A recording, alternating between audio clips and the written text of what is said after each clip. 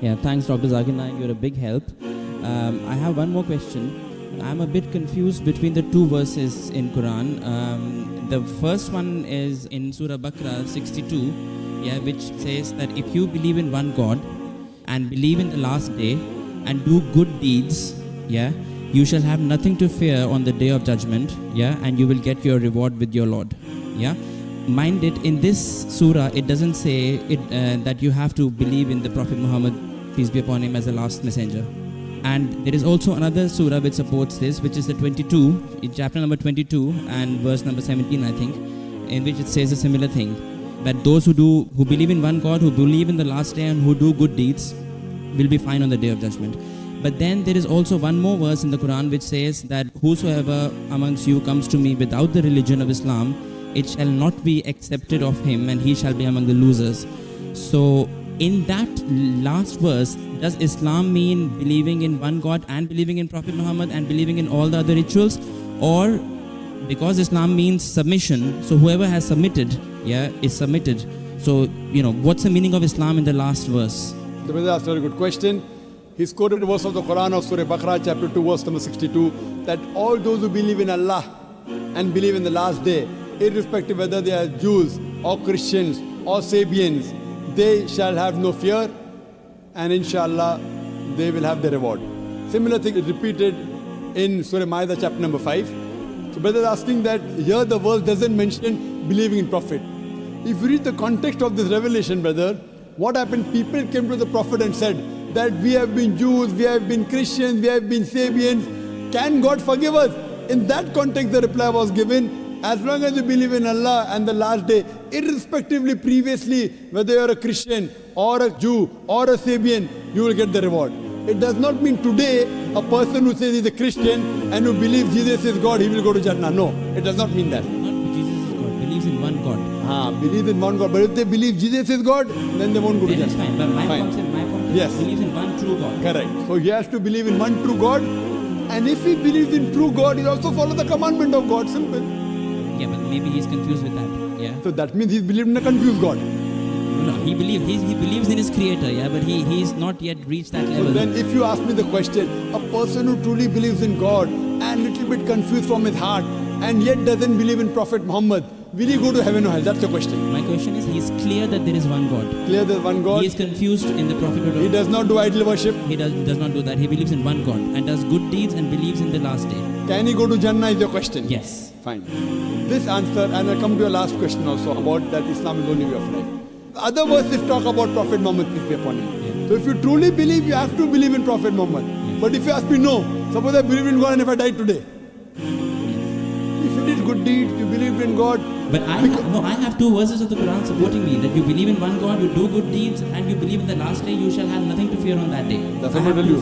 Yeah. Two verses, but the context of the verse is what? Yeah. Context of the verse is when people came to Prophet Muhammad sallallahu alaihi wasallam and they wanted to accept Islam, that previously we were Jews, we were Christians, then the verse is said. The context is important. And coming back to your first question, that Quran says in Surah Al-Imran chapter 3 verse number 19, Inna ad-dina indallahi al-Islam. The only religion acceptable in the sight of Allah is submitting our will to God. Submitting. Yeah. Submitting your will to God. And Quran also says in Surah Al-Imran chapter 3 verse 85, if anyone desires any other religion besides Islam, it will never be accepted of him, and he shall be amongst the losers. Yes. So now submitting your will to God means, first you have to find out which is the true God. Yes. And when you find out, you have to come to Allah. Yes. You can't say I believe in true God but it's Jesus. I believe in true God. I believe in Allah. That's, so if you believe in Allah, God, yes. you have to follow what is the commandment of Allah.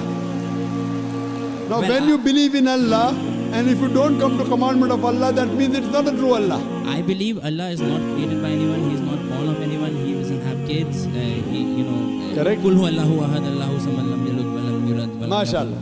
yakul. I believe in that. Yeah, but that's where my state is. That's right. Yeah, so now that's not complete Islam. That's part of Islam. Yeah. Part of Islam. Yeah. Even believing in Prophet alone will not take you to Jannah. You may believe in one God, believe in Prophet, but do bad deeds, you will not go to heaven. Fine? Yeah. So what you have to realize, if you believe that true God, when you know where you got the Qul Huwallahu, from where? From where you got this from Qul Huwallahu? I got it from the Quran.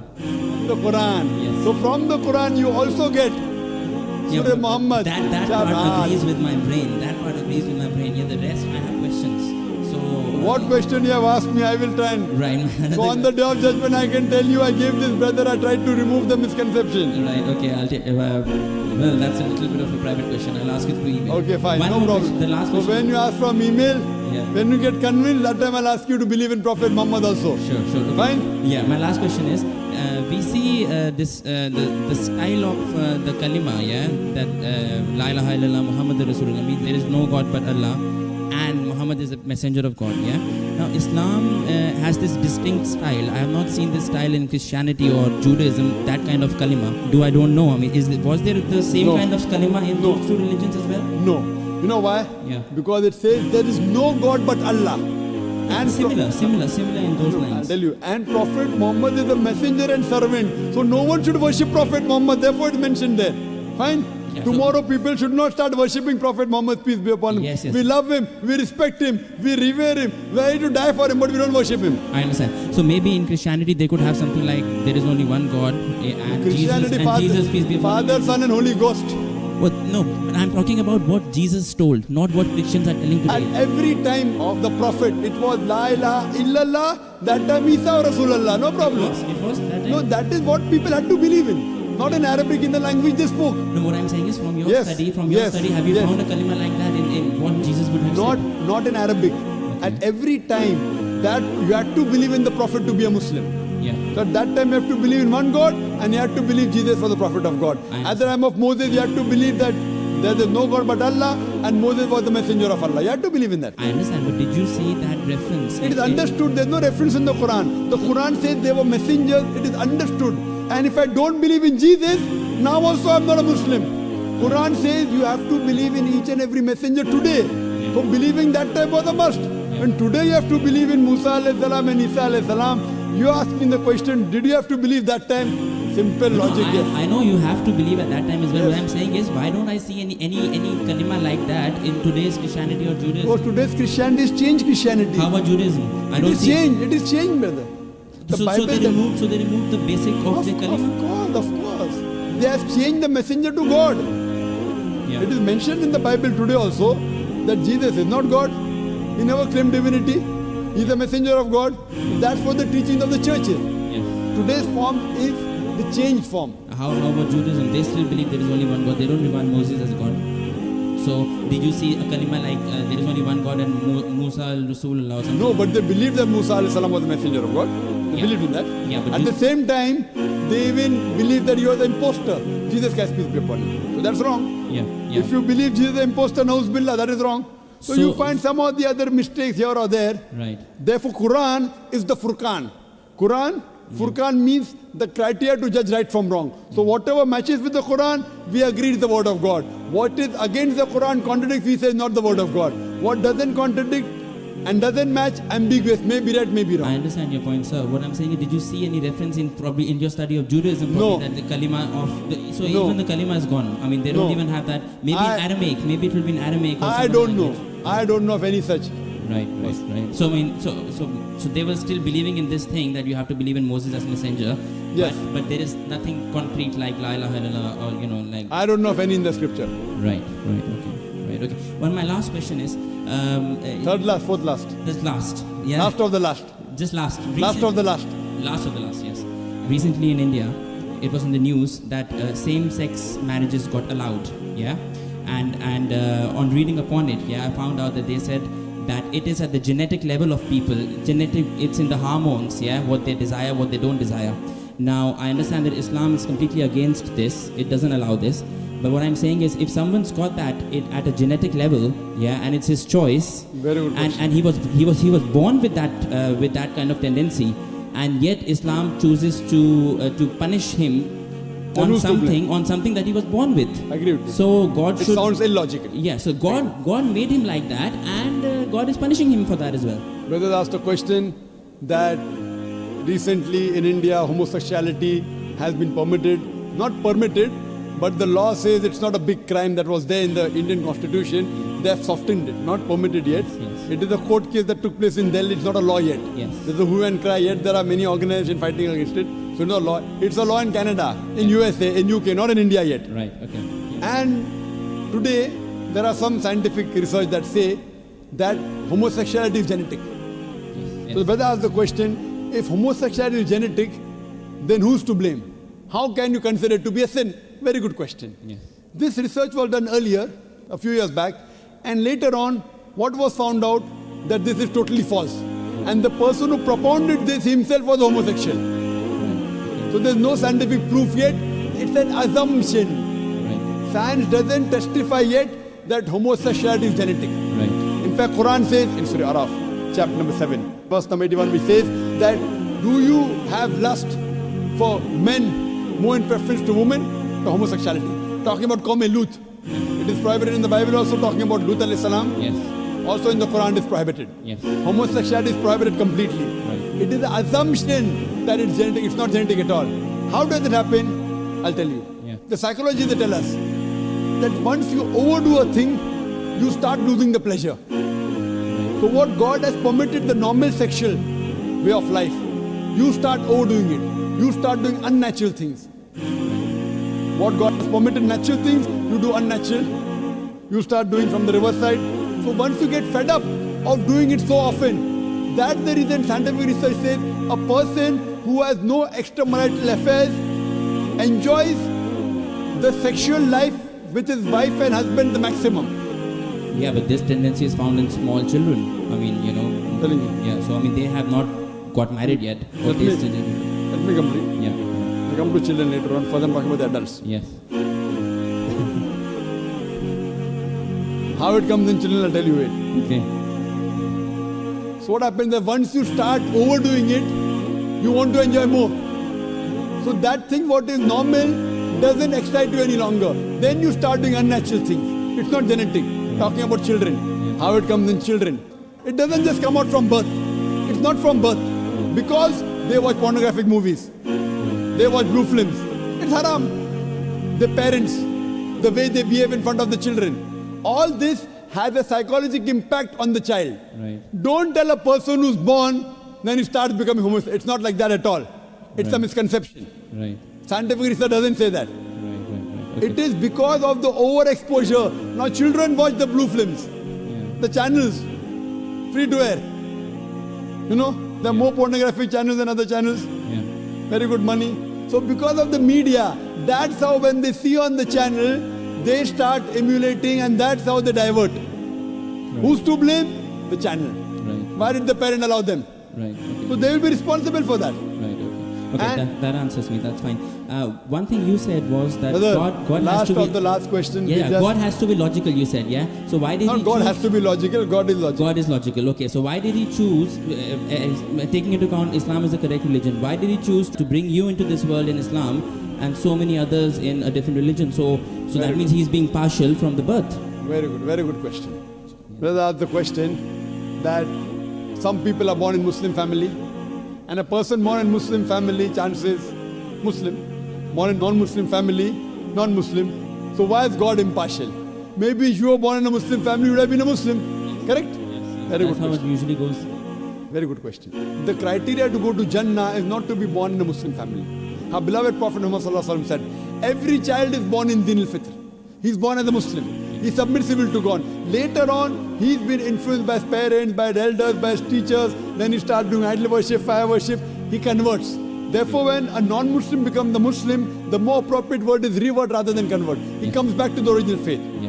Now, the criteria to go to Jannah is not to be born in a Muslim family. The criteria to go to Jannah is Surah Al-Asr, chapter number 103, verse number 1 to 3, which says, Wal Asr, Innal insana lafi khusr, illa alladhina amanu, wa amilu salihati, wa tawasaw bil haqq, wa tawasaw bis sabr. That by the token of time, man is very in a state of loss, except those who have faith, those who have righteous deeds, those who exhort people to truth, and those who exhort people to patience and perseverance.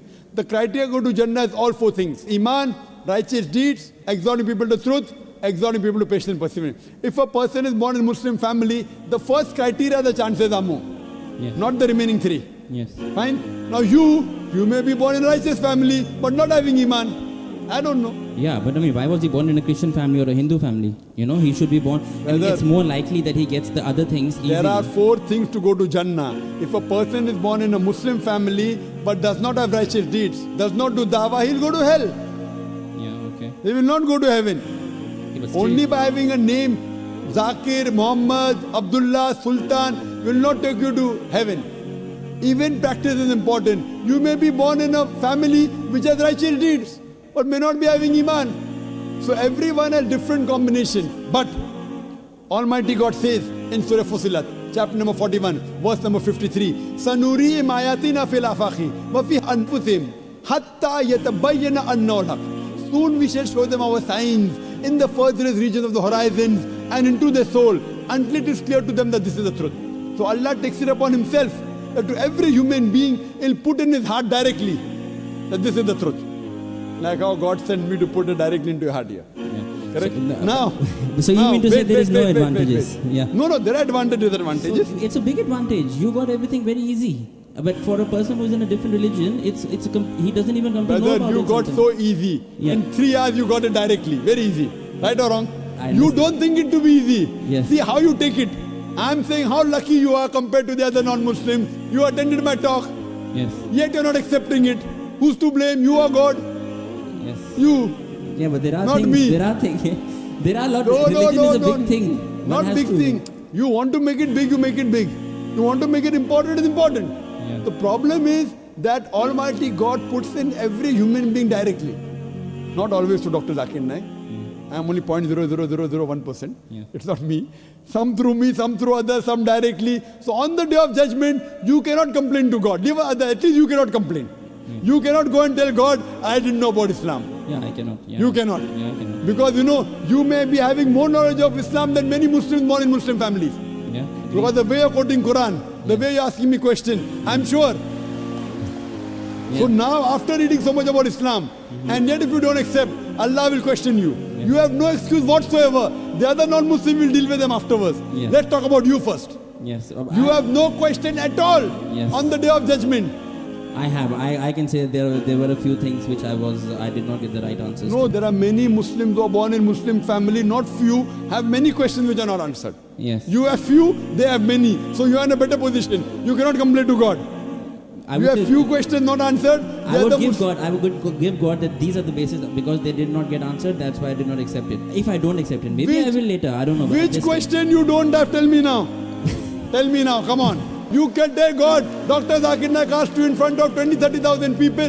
What question you don't know about the Well, Quran? Come on. First of all, the answer that you gave that it is because of media and blue films. I know small kids who don't even have access to that, and still they have those. Which kids? tendencies. Name them. What nonsense you're talking? I'm a medical doctor. What do you know?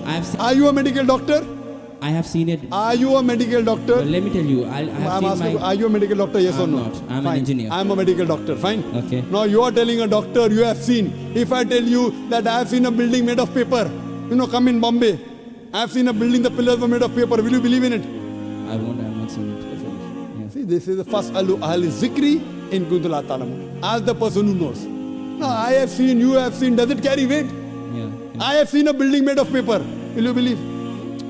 No, but your point is that it's only because of media. But I know. No, point is it is not genetic. There is no scientific proof at all. It is genetic. I'm telling you. Right. What I'm telling you, it can be one of the reasons. Yeah. What is, there can be 20 other reasons. Right. One of the reasons can be media. Yeah. You tell me it can't be media, I'll disprove you. Right. One of the reasons can be media. Right. Fine? Yeah. Yeah, very good. Actually, I have to go through all the other questions. Very I have well, in go my mind, through, but you and I can't. will need some time, and then Take maybe your inshallah time. I will do it.